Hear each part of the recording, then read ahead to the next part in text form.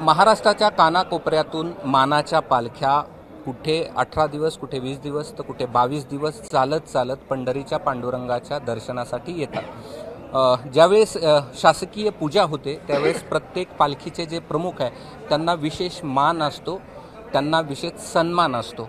मात्र यावर्षी तो मान त्यांना मिळाला नाही आणि खरं तर त्यांच्या काही ह्या आहेत म्हणजे अडचणी आहेत किंवा काय आहेत, मला सांगा काय अडचणी? आता बघा, मुळात आपण जो विषय मांडला आहे असं मुळात काही खरा विषय नाही आहे। आतापर्यंत पूजेच्या वेळी संत मंडळी जी सगळी आहेत त्या संत मंडळींना मधल्या काळामध्ये मंदिरातला प्रवेश थोडा थांबवण्यात आला होता, कारण की गर्दी प्रचंड असते। संतांना बोलवताना अत्यंत आदराने आणि सन्मानाने बोलवलं पाहिजे। मुख्यमंत्री मोदयांपर्यंत जेव्हा हा विषय गेला तेव्हा 10 पालखी सोहळ्यांचे जे प्रत्येकी 2-2 व्यक्ती त्यांना ज्या ठिकाणी बोलवण्यात आलं होतं, आज खऱ्या अर्थानं संत पूजन पांडुरंगाचं पूजन झालं, पण त्यासोबत संतांचं देखील पूजन झालं पाहिजे। तेव्हा सुद्धा मुख्यमंत्री महोदय, आदरणीय मोठ्या वहिनी साहेब, आदरणीय खासदार श्रीकांत शिंदे आणि त्यांच्या सौभाग्य होती, हे सगळे या 10 संतांचे जे प्रमुख आहेत, पालखी सोहळा प्रमुख किंवा मंदिराचे प्रमुख, त्यांचं देखील पूजन करणार। म्हणजेच देवाच्या पूजेसोबत संतांचं पूजन। राहिला विषय की मधल्या काळात जी परंपरा खंडित झाली होती, पण ती परंपरा मुख्यमंत्री मोदींनी पुन्हा सुरू केली।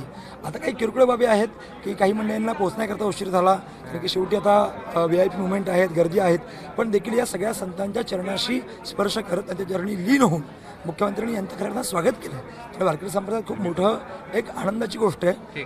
त्यामुळे असा निर्णय घेणारे पहिले मुख्यमंत्री आहेत। मला सांगा काय प्रथा परंपरा? रामकृष्ण हरी, प्रथा परंपरा आषाढीचा पर्व काळ आहे, कुठलीही वादग्रस्त अशी भूमिका इथं घडलेली नाही। आपण जो प्रश्न विचारलात, पहिली गोष्ट, सगळ्या पालख्या आणि मुख्यतः मानाच्या पालख्या आपापल्या देवस्थानाहून मोठा प्रवास करून दशमीच्या दिवशी इथे पोचतात। एकादशीचा पर्व काळ असतो आणि तशी परंपरा बघितली तर पौर्णिमेच्या दिवशी, गुरुपौर्णिमेच्या दिवशी प्रत्येक संताची भेट पांडुरंगाशी होते। एकादशीला कुठलीही संतांची किंवा आमची सुद्धा कधी भेट होत नसते।